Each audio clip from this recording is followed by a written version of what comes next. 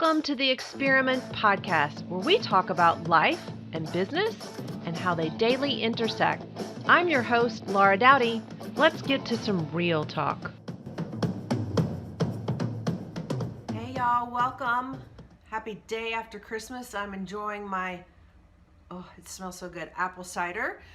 Still that I have left from all the festive holidays. I hope you had a super blessed Christmas day, and I wanted to talk to you today about resilience.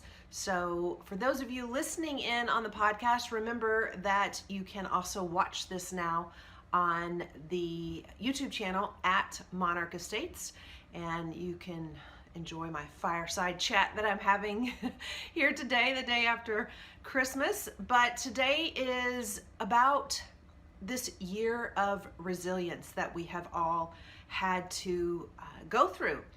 You know, resilience is a term that is often heard, yet nobody anticipated how resilient we would have to be this year. For many of us, 2020 was supposed to be a year to travel, to achieve goals, and to be a better self. And we had no idea what was coming in March of 2020. And for those of you that were like me, you kind of had to take a moment, you had to pause, and then you realized, okay, for right now, this is the new normal. And, you know, being resilient is sometimes easier said than done, but accepting the present, what we're dealing with, is probably the first step to being resilient. For me, it is anyway.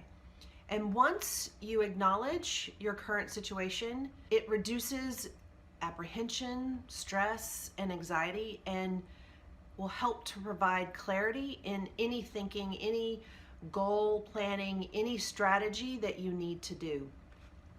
So I have a couple of tips to help you. Maybe you had a rough Christmas. Maybe you're not excited about 2021. I don't know. You know, everybody's in a different situation. But the first step to being resilient is to restructure your thoughts, to take the negative situations and deal with them more realistically. Focus on small ways of tackling the situation and moving forward, rather than just procrastinating and complaining of how everyone around you is doing things incorrectly. You know, when we're in a bad situation, it's so easy to point the finger at other people and not focus on ourselves and the things that we need to fix. And, you know, I think we're all guilty of that. I know that I am. It all depends on your mindset. And, you know, the quickest thing to do is take those, 4 other fingers that are pointing back at you and not focus on the one that's pointing out at the other people. It's a silly cliche, but I use it all the time. But the second thing to being resilient is being self-compassionate. It helps you to show more compassion towards yourself and more warmth. And we all need that little personal hug, like this warm cup of apple cider. This in turn will help to provide more life satisfaction for yourself, and it'll help to reduce the negative thoughts that come in. When you show yourself self-care, self-love, the negative thoughts are less and less. Another tip that I have is to, as you know, I like to set goals, and they're typically quarterly. I've repeated that many times in the podcast these past few days. Establish goals and take action to achieve those goals. Actual action, not just writing them down. That's a great action, but actually take action on them. Don't expect that your goals will be achieved on their own, because problems won't go away without taking action towards the end result that you're looking for. And then I highly suggest that you focus on the progress that you've made at certain increments along the way, and then plan what your next goal is going to be. There's 2 things in that. 1, celebrate the small wins, and 2, get excited about what's coming up. So that's the beauty of setting shorter term goals versus big long goals. Listen, there's nothing wrong with big long goals, but start with the big goal and back that down into smaller incremental goals that get you there, so that you have small wins along the way, but yet you're still excited about what is coming up next. The last suggestion that I have is, and I feel like it's like the most essential of building your resilience, is being optimistic. Again, it sounds cliche, half glass full, whatever, but it can be tough to be positive when you feel that everything is going against you. I wholeheartedly, literally, physically have been there. I understand it. I have monthly battles that we all have dips in our attitudes, our moods, but it's just absolutely crucial that you stay hopeful and positive about a brighter future, because without it, it's that light at the end of the tunnel. And I went to a Christian women's conference long time ago, literally before I moved out to California, and this lady who had been through so much, just horrendous things, she gave us all this little saying, and I've said it before in a podcast, but she gave herself 15 minutes to have a little temper tantrum, to be upset, to cry, to scream, to do whatever, and then move on. And there is actual scientific proof that your body, your nervous system, only holds on to an emotion for 90 seconds.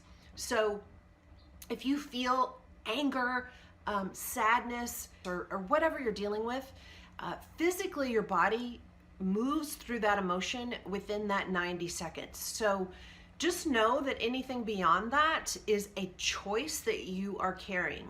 And again, we're human. Absolutely, we're going to carry a little more than 90 seconds of trying to deal with something, but just know intellectually that it is a choice for you to hold on to that. Again, stay in the present. And if you fail in anything you're doing, learn from those failures and move ahead to achieve anything that you want. In the words, I love Nelson Mandela, so this is a great quote. In the words of Nelson Mandela, the greatest glory in living lies not in never falling, but in rising every time we fall. And I will tell you that if you are someone out there looking for help and you're looking for a coach, a mentor, etc., and they haven't failed hundreds of times, then they're not the right person for you. You have to think about Einstein, how many times he failed before he got the light bulb.